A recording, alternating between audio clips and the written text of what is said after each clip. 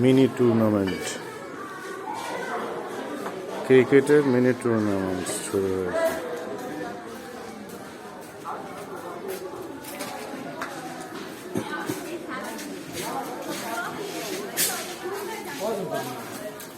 Cup দেখা যাচ্ছে মাঠের মাঝখানে।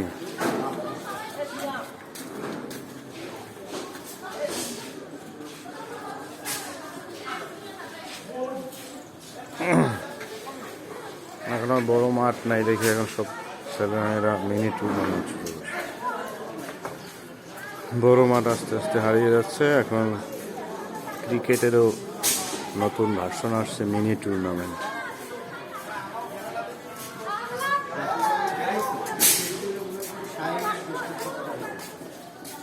আসলে ভালো লক্ষণ নয়, বড় বড় মাঠ থাকা উচিত খেলাধুলার জন্য।